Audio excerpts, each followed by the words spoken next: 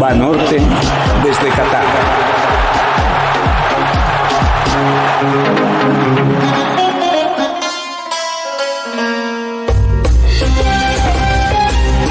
La Copa del Mundo tuvo que contener la respiración durante 18 minutos. Fue el tiempo en que los marcadores del horario estelar indicaban que Alemania y España estaban eliminados. Pero ¿cómo? Si todo había empezado bien. El equipo de Hansi Flick se puso en ventaja a los 10 minutos con un tanto de Gnabry, y España a los 12 con el de Morata. El Rin y el Guadalquivir volvían a su cauce.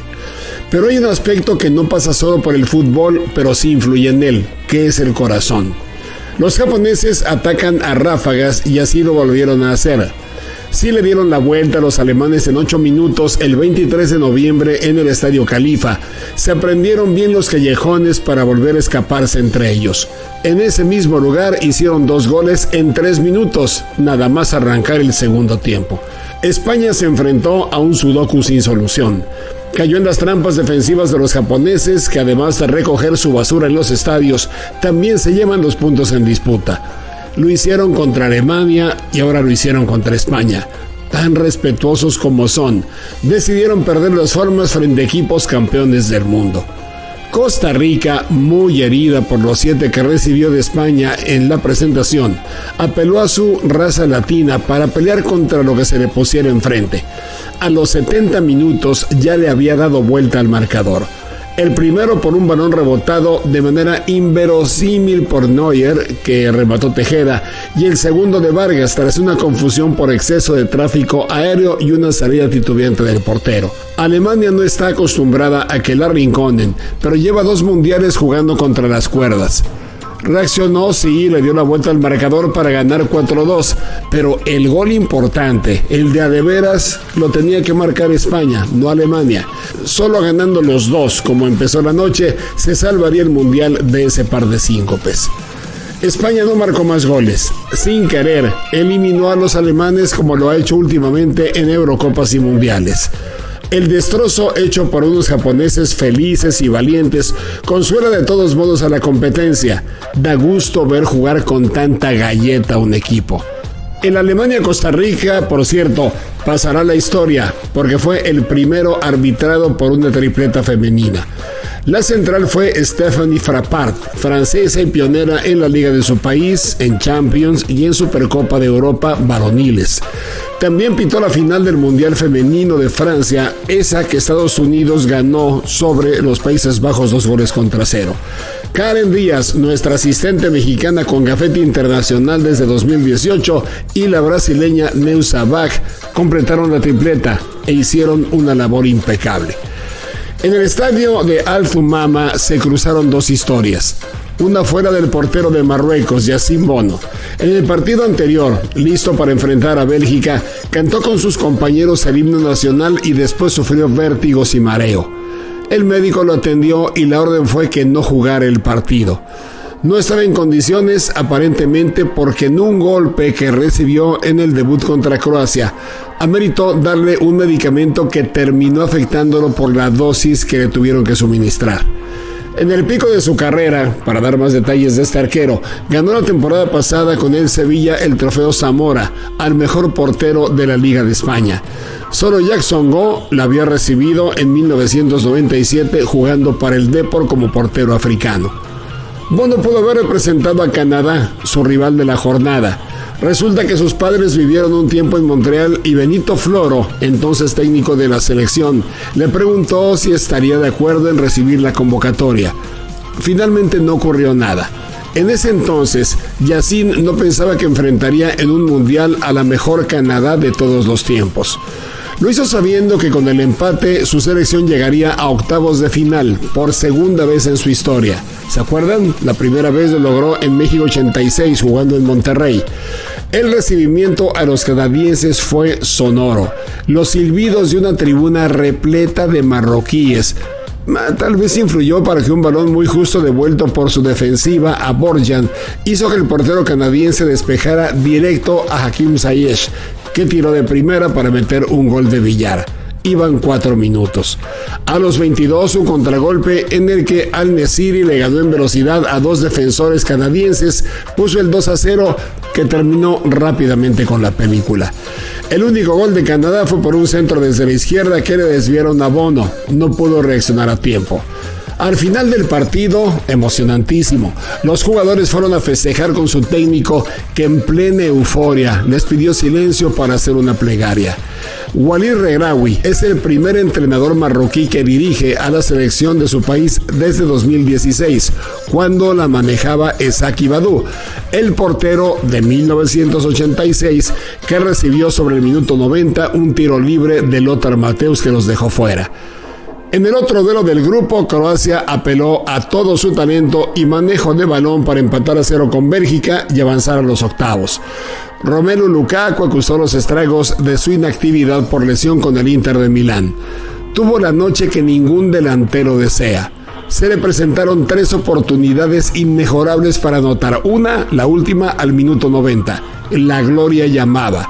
La historia estaba a punto de cambiar. Un gol lo era todo, pero Lukaku falló las 3. Terminó la generación de oro de Bélgica y la de Roberto Martínez al frente del equipo. Anunció su salida en la conferencia de prensa. En octavos de final, España enfrentará a Marruecos y Japón a Croacia.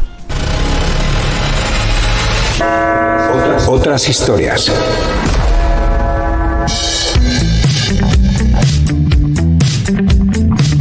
Costa Rica es de esos países extraños que no tienen ejército. Extraños en el mundo o en un mundo donde los ejércitos parecen cada vez tener mayor peso.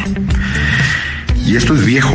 Desde 1948 en Costa Rica se decidió abolir, eliminar permanentemente las Fuerzas Armadas, considerando que con un buen cuerpo policíaco era suficiente. Incluso cuando realizan la eliminación del ejército, deciden asignar todo el presupuesto de las Fuerzas Armadas para fortalecer los programas educativos, el sector educativo del país. Una visión muy distinta a la tradicional. Eliminar Fuerzas Armadas y privilegiar la educación. Desde que lo hizo, Costa Rica recibió un reconocimiento internacional por ser el primer país del mundo en tomar esta decisión, y no muchos países cuentan con este tipo de política de seguridad.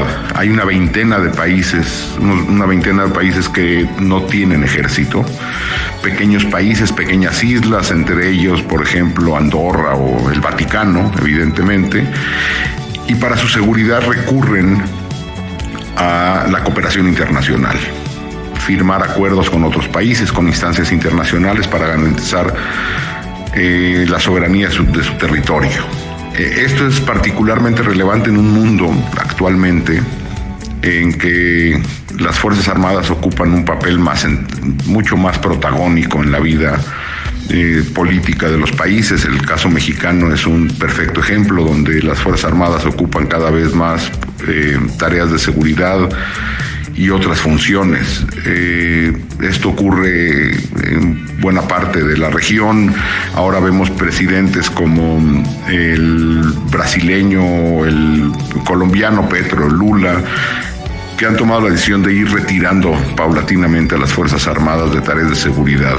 El siglo XXI ha sido un siglo donde, finales del XX y el XXI, donde las Fuerzas Armadas han alcanzado un papel mucho más protagónico que poco a poco empieza a menguar, afortunadamente.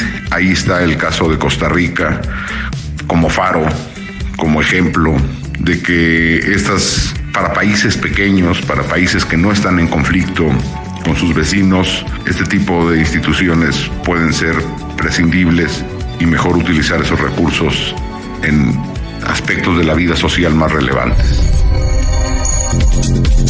¿Ya tienes en la mano tu tarjeta de crédito de Selección Nacional de Banorte? Te ofrece un montón de ventajas. Llévate, por ejemplo, la playera de la Selección Nacional utilizando tu tarjeta. Hay recompensas con artículos oficiales y experiencias inolvidables. 6 meses sin intereses en tus compras.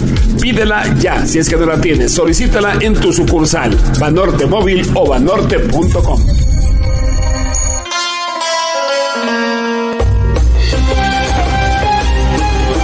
Luis Suárez no estaba obligado a asistir a la conferencia de prensa, pero decidió presentarse a ella. Esas conferencias que la FIFA organiza una noche antes de cada partido. Y un periodista ganés le dijo que jamás le perdonaron aquella mano en Sudáfrica que impidió pasar a semifinales al primer equipo africano de la historia. ¿Se acuerdan de la jugada? Bueno, fue un cabezazo a puerta abierta de Dominique Gidia, que estaba por convertirse en gol en el último instante del tiempo extra. Luis Suárez, que estaba sobre la línea, se lanzó como arquero, desvió la pelota hacia afuera con las manos y se marcó penal. Suárez fue expulsado y Asamoah Gyan falló el penalti. Era el de la consagración. Luego, en el desempate por penales, Uruguay ganó el boleto. Luis Suárez le contestó al reportero que quien debía perdonar no era a él, sino a quien erró el penalti, que esa no era su responsabilidad. Y tiene razón a fin de cuentas. Es como si un día en una conferencia le preguntamos a Arjen Robben algo y luego le decimos que qué poca, que fingió ese penal que nunca le vamos a perdonar. Bueno, pues el caso es que varios jugadores de la selección ganesa tenían 8 años cuando eso ocurrió. Son el plantel más joven del mundial. Crecieron con eso, vaya, y sea lo que sea, quieren la revancha histórica sobre Uruguay dejándola fuera. Eso no es difícil porque este viernes en Al Janoub gana con sus 3 puntos, podría asegurar su pase con un empate. Uruguay ha decepcionado, tiene un solo puntito y sus propios jugadores acusan a su técnico Diego Alonso de jugar muy defensivo. Miren que para que un uruguayo acuse a su técnico de ser defensivo hace falta. El ex técnico de Pachuca y de Rayados no es el favorito de su gente y deberá salir a ganar el partido a como dé lugar. Por lo apretado del grupo, los africanos deben estar pendientes del Portugal contra Corea. La pandilla de CR7 ya está clasificada y podría descansar a algunos titulares, pero Corea con un escaso punto pese a su espléndido partido frente a los ganeses, que terminó perdiendo 3-2, pues también quiere pelea y va a tirarse de cabeza por la victoria. Si Portugal amarra primer lugar, que prácticamente lo tiene, evita a Brasil. La oferta francamente es buena. En el grupo G, Brasil ya amarrado en primero se mide a Camerún, que solo tiene un puntito, y las maletas a medio cerrar para volver a Yaoundé. Suiza y Serbia tendrán un tiro mucho más parejo. Es duelo directo por el segundo lugar. Serbia necesita ganar y con el empate, los suizos estarán en octavos con precisión de relojero. Van Orten desde Qatar.